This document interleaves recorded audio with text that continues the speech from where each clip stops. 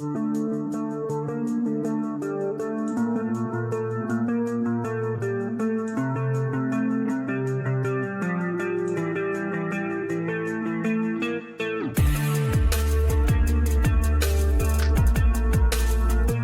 psychopraticiens en thérapie brève, systémique et stratégique accompagnent des personnes qui rencontrent une difficulté dans leur vie. Ce métier est différent de celui de psychologue ou de psychiatre car le psychopraticien cherche à résoudre le problème le plus efficacement possible en proposant des actions concrètes. Il est centré sur le présent et ne passe donc pas beaucoup de temps à analyser le passé de son patient. Pour nous permettre d'en savoir plus sur ce métier engagé et solidaire, nous recevons aujourd'hui Dominique Gobi, psychopraticienne spécialisée dans l'accompagnement des parents en difficulté. Bonjour Dominique. Bonjour. À l'âge de 10 ans, vous avez vécu une année au Yémen avec vos parents. Comment cette expérience a-t-elle transformé votre regard sur les autres et sur le monde ? Le Yémen, ça a vraiment été une leçon de vie en accéléré. Avec mes parents, ma sœur, on a découvert un monde radicalement différent. Il y avait des ânes dans les rues, des femmes voilées, des vendeurs de quêtes, pas la même langue. Tout était nouveau, mais en fait naturel. Mes parents nous avaient appris 2-3 mots d'arabe pour qu'on aille chercher du pain, naturellement, dans la rue. Ce que ça m'a appris, c'est que la différence, c'est pas une menace, mais c'est une richesse. Depuis toute petite, vous admirez les personnes qui aident les autres et vous accordez une grande importance à la bienveillance. Pouvez-vous nous expliquer pourquoi ? Pour moi, la bienveillance, c'est vraiment l'oxygène dans les relations humaines. J'ai toujours été fascinée par les personnes qui, par un geste, un regard, une écoute, redonnent à l'autre sa place et sa valeur. Je suis convaincue que chaque être humain a besoin de se sentir vu et entendu pour s'épanouir. Dans votre première vie professionnelle, vous étiez conseillère en économie sociale et familiale. En quoi consiste ce métier ? Ce métier permet d'aider les personnes à gérer sa vie quotidienne, la gestion du budget par exemple, retrouver un travail. On ne fait pas à la place de la personne, mais on lui donne des outils pour qu'elle puisse se débrouiller dans la vie. En tant que conseillère en économie sociale et familiale, vous avez rencontré de nombreuses personnes au parcours très différents. Quelle est celle qui vous a le plus marqué ? Il y a beaucoup de personnes qui m'ont marqué parce que j'ai vécu beaucoup de belles aventures. Mais il y a une personne qui m'a particulièrement marqué. C'était une dame africaine qui n'avait pas été scolarisée, jamais. Donc qui savait pas tenir un crayon, qui savait absolument pas écrire. Et elle rêvait de travailler. C'était son rêve quand elle est arrivée en France. Moi, je lui avais fait un planning avec ses heures et elle a pris la feuille à l'envers et elle l'a regardée. Et là, j'ai dit, waouh, ça va être difficile. Parce qu'en fait, le papier, les crayons, tout ça, elle connaissait pas. Et cette femme, elle avait tellement envie de travailler, elle a puisé en elle des ressources pour reconnaître les chiffres des bâtiments, pour reconnaître les pancartes, les couleurs. Alors, elle savait pas lire. Donc, même les numéros des bâtiments, elle connaissait pas. Mais c'était que du visuel, du repère. Il y avait cet arbre qui était là, le bâtiment, il était à côté de cet arbre-là. Il fallait faire la montée d'escalier, etc. Et elle avait une ressource incroyable. Et moi, je me suis dit, est-ce que à sa place, j'aurais pu faire ça ? Cette dame, avec elle, on l'a accompagnée pas à pas, en fait. Elle a appris à écrire. Elle a appris à lire et quelques années plus tard, je l'ai recroisée et elle a obtenu un CDI et elle travaillait. On a tous en nous des ressources qui sont incroyables. Pour des raisons personnelles, vous avez été amené à suivre une thérapie brève et systémique. Pouvez-vous nous expliquer ce que cette expérience a changé pour vous ? Pour moi, ça a été un déclic. Ce problème, j'essayais de le résoudre toute seule, avec plein de possibilités, et puis ça fonctionnait pas. Et cette thérapie, ça m'a vraiment permis de prendre du recul. Ça m'a permis de prendre du recul sur mes tentatives de solution pour régler ce problème, en fait. Et puis finalement, j'ai compris que ce que j'essayais de faire, au lieu de régler le problème, ça l'empirait. Cette thérapie, ça m'a permis aussi de comprendre le rôle des émotions. Déjà de les découvrir. Moi, je connaissais très peu les émotions, je les écoutais très peu et je les connaissais pas. Et aussi de connaître l'importance de la communication non verbale. C'est-à-dire que même si on parle pas et qu'on est en face d'une personne, notre corps, notre geste vont parler à la personne. Et ça, on n'en a pas toujours conscience. À la suite de cette thérapie, vous avez décidé de vous réorienter professionnellement. Vous avez alors suivi une formation avec l'équipe d'Emmanuel Piquet au centre A180° Chagrin scolaire de Mâcon. Qui avez-vous appris ? Pour moi, ça a été une révélation, cette formation. J'y ai appris à décrypter tout ce qui est dynamique invisible. J'ai appris que les problèmes persistaient souvent à cause des solutions qu'on essaye de mettre en place, mais sans qu'on s'en rende compte. Et des fois, il suffit de quelques questions qu'on pose pour se dire « Ah oui, j'avais pas vu ça comme ça ». J'ai appris aussi qu'on ne peut pas ne pas communiquer.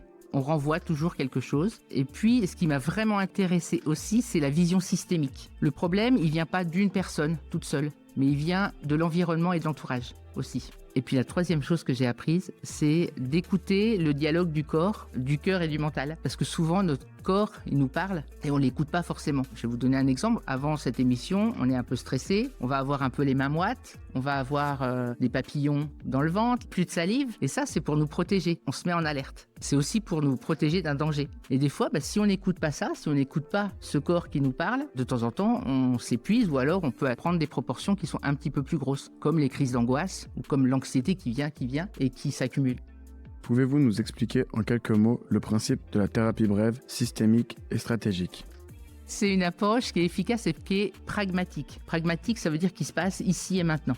On passe pas des heures à aller analyser le passé de la personne. Ça, il y a des psychologues, des psychiatres qui le font. Mais en thérapie brève, on va regarder toutes les tentatives de solutions que la personne elle a essayé de mettre en place pour régler son problème. Et ça, on va le faire en posant des questions. Qu'est-ce que vous avez fait au début ? Qu'est-ce qui s'est passé ? Qu'est-ce que vous avez ressenti ? Qu'est-ce qui s'est passé après ? Qu'est-ce qui a marché ? Et aussi, qu'est-ce qui n'a pas marché ? Ces tentatives, elles aggravent le problème. Puis des fois, on essaye de faire des toutes petites actions un petit peu différentes pour essayer de casser le cercle vicieux dans lequel on est bloqué. La vision systémique, c'est que le problème, il n'est pas dans la personne. C'est pas forcément la personne qui a un problème. C'est toutes les interactions avec les parents, avec l'école, avec le travail. Et c'est en agissant sur ce système-là qu'on peut débloquer.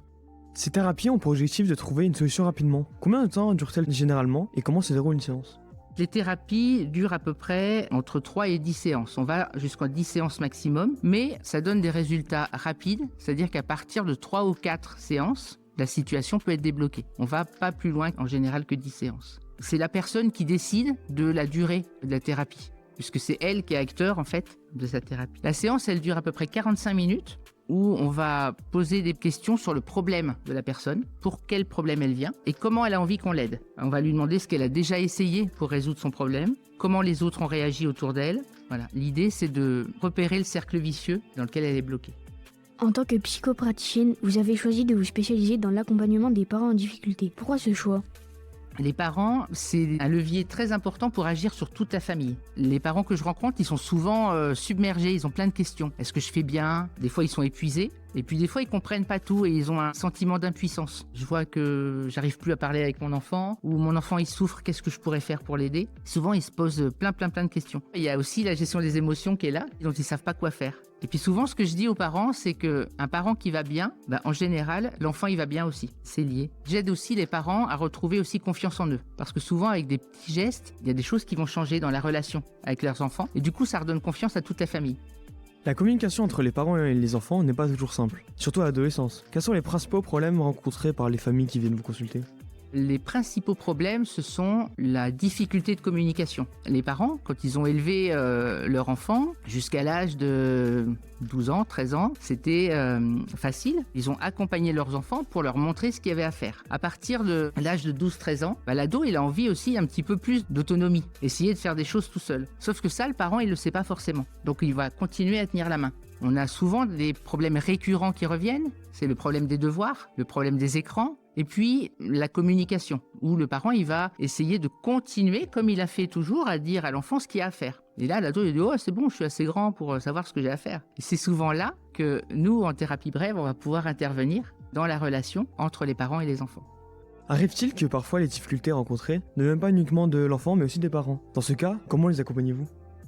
Ça peut arriver, on accompagne le parent toujours avec des questions pour lui permettre de réfléchir à comment il agit, ce qu'il fait et puis ce que ça déclenche. En général, le parent, il va pendant un moment observer, poser des questions ou regarder, d'habitude quand il va dire « viens à table » à son enfant, regarder derrière ce qui se passe. Donc il va être en phase d'observation. Est-ce que l'enfant il vient tout de suite ou pas ? Est-ce qu'il s'énerve ? Est-ce que le parent, ça commence à l'énerver un peu ? Comment ça se passe après ? Et puis ensuite, le parent va lui proposer d'essayer des petites choses, de tester, une façon différente d'intervenir. En général, le parent il s'était rendu compte que quand il appelait une fois, 2 fois, 3 fois pour venir à table et puis que son enfant il venait pas, l'ado venait pas, au bout d'un moment le parent il commençait justement à avoir le corps qui parlait, à avoir les nerfs qui commençaient à venir et puis soit ça criait en disant tu viens manger tout de suite et puis l'ambiance devient électrique dans la maison, ça compliquait la relation. On va proposer aux parents de faire un petit peu différemment. Par exemple, on va proposer de dire vous appelez une fois, on va voir ce qui se passe et ensuite vous vous mettez à table et avec le reste de la famille qui est là, vous mangez. À votre avis, qu'est-ce qui va se passer ? L'adolescent il va s'énerver. Ouais, pourquoi il va s'énerver? Parce qu'ils l'ont pas attendu. C'est ça. Puis des fois, ils vont peut-être manger son plat préféré. Et puis il n'y aura peut-être même plus les lasagnes super bonnes de la maman. Tout le monde les aura mangées et il restera juste une cuillère. Donc la prochaine fois, qu'est-ce qu'il fera quand on l'appellera pour venir manger? Il viendra directement. Donc en fait, c'est des petites choses comme ça qu'on essaye de regarder. On dit, ok, je l'appelle une fois, je l'appelle 2 fois, je l'appelle 3 fois. Je m'énerve, il s'énerve, etc. Après, ça fait la guerre. Et on va essayer d'observer comment on communique. Et puis ensuite, de mettre en place des petites choses pour que ça fonctionne. Vous êtes confronté à beaucoup de souffrances dans votre métier. Comment faites-vous pour gérer les émotions, mais aussi les situations où les résultats ne sont pas ceux que vous espériez? Je sais que je ne suis pas là forcément pour sauver les personnes. Moi, je suis là pour justement arriver à débrancher ce qui ne fonctionne pas et trouver des petites solutions avec la personne. C'est la personne qui est acteur et moi, je suis là juste pour guider un petit peu. Je suis le GPS, moi. Ce qui est important, c'est que je suis supervisé. J'ai des professionnels autour de moi que je vois régulièrement et qui me disent bah là, tu pourrais intervenir comme ça. Moi, je peux aussi leur poser ce que j'ai vécu parce que c'est important de dire waouh, cette séance-là, elle n'était pas facile. Comment je pourrais faire? On échange beaucoup. Et puis, j'ai des ressources aussi. Je chante. Donc, le fait de chanter, du coup, ça me permet vraiment de sortir, d'exprimer, de bouger son corps, de revenir au corps aussi. Et là, les idées, le mental, tout ça, tout s'en va. Et quand on bouge, quand on danse, ça ressource. Et puis, je marche aussi dans la nature. Quand il y en a qui sont stressés, ça, je vous le conseille, le fait d'aller marcher, peu importe où, vous allez voir, toutes les idées, elles viennent au départ, elles arrivent, elles sont là. Il faut les laisser venir, continuer à marcher. Et là, petit à petit, le corps, il va se réguler. Les pensées, elles vont passer. Et au bout de 15-20 minutes de marche, le mental, il va être beaucoup plus calme. Parce que finalement, les pensées, elles seront passées et on aura beaucoup plus pris l'habitude de respirer, de revenir au corps. Ça permet de se calmer. Humainement, qu'est-ce que cette nouvelle profession vous a apporté? Ça m'apporte le fait de pouvoir accompagner de façon, on va dire, stratégique. Ce que je trouve génial dans cette méthode, c'est d'observer ce qui fonctionne, ce qui ne fonctionne pas. Et d'aller chercher, souvent c'est très précis, chaque personne est différente, mais d'aller chercher le petit truc qui coince. Et ensuite, d'aller tester, on va voir ce que ça va faire. Et des fois, en 3 séances, le problème il a été résolu.